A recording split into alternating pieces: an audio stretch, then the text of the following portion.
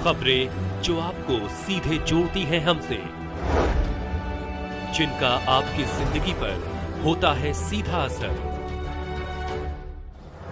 खबरों की वही तस्वीर, बिना बदले बिना डरे, जज्बा सच का लिए, सच दिखाते हैं। संवाददाता आशीष पुरोहित, जोधपुर राजस्थान। एकीकृत पेंशन योजना से जोधपुर के 85% रेल कर्मी हो सकेंगे लाभान्वित। जोधपुर मंडल के 7,764 रेल कर्मचारियों के पास यूपीएस का बेहतर विकल्प डीआरएम सुनिश्चित पेंशन से मिलेगा लाभ। जोधपुर 26 अगस्त। केंद्र सरकार द्वारा मंजूर की गई नई एकीकृत पेंशन योजना से उत्तर पश्चिम रेलवे के जोधपुर मंडल पर कार्यरत 85% कर्मचारी गारंटेड लाभान्वित होंगे। एकीकृत पेंशन योजना यूपीएस के संबंध में कैबिनेट के फैसलों की जानकारी देते हुए जोधपुर डीआरएम पंकज कुमार सिंह ने सोमवार को पत्रकारों से बातचीत करते हुए बताया कि एकीकृत पेंशन योजना केंद्रीय कर्मचारियों के लिए एक बेहतर पेंशन योजना है, जिससे करीब 23 लाख केंद्रीय कर्मचारी लाभान्वित होंगे।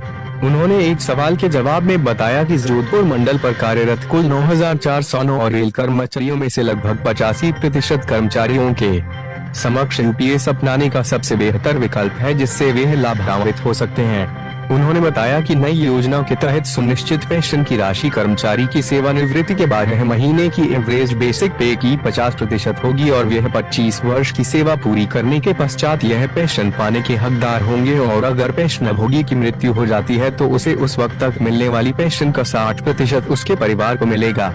डीआरएम ने बताया कि अगर कर्मचारी की सर्विस 25 साल से कम है और 10 साल से अधिक है तो पेंशन की राशि समानुपातिक आवंटन के आधार पर तय होगी। लेकिन यह महत्वपूर्ण तथ्य है कि कर्मचारी का कार्यवर्ष चाहे जितना भी हो, उसके पेंशन की न्यूनतम राशि 10,000 रूपए से कम नहीं होगी।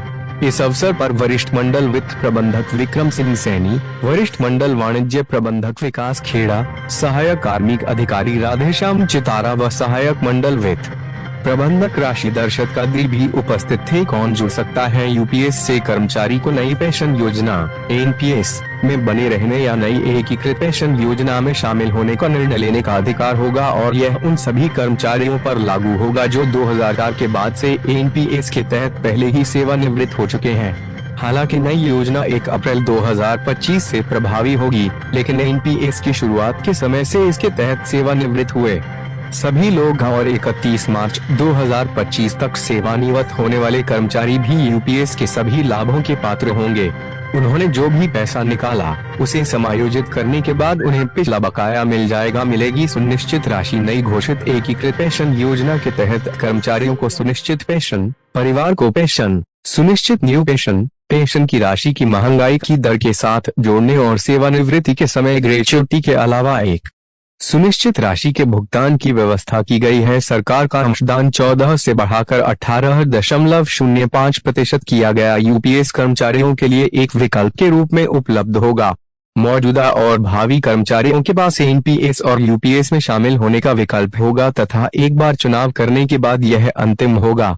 इसमें कर्मचारियों का अंशदान नहीं बढ़ेगा। यूपीएस लागू करने के लिए सरकार अतिरिक्त अंशदान देगी, जो 14 से बढ़ाकर 18.5% किया गया है। जोधपुर राजस्थान से आशीष पुरोहित की मांग थी पेंशन की, तो यूनिफाइड पेंशन स्कीम को लॉन्च किया है और ये जो लॉन्च किया है इसमें ये इंटायरली जो डिमांड था उसके हिसाब से किया है और ये पूरे कंसल्ट करके जो हमारे जेसीएम है, संयुक्त सलाहकार तंत्र जो है, उनके साथ कंसल्ट करके ये किया गया है पूरे तरीके से।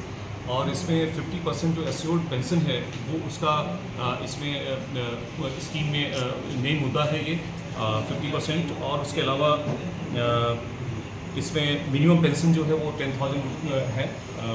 साथ में ये इसमें डीए इंक्लूडेड है, डीए इंक्लूड होगा इसके ऊपर में, और दैट इज़ मार्क जो सूचकांक है उसके साथ में समाहित है वो। ये स्कीम लोगों के पास ऑप्शन होगा कि एनपीएस या यूपीएस को वो ऑप्ट करें।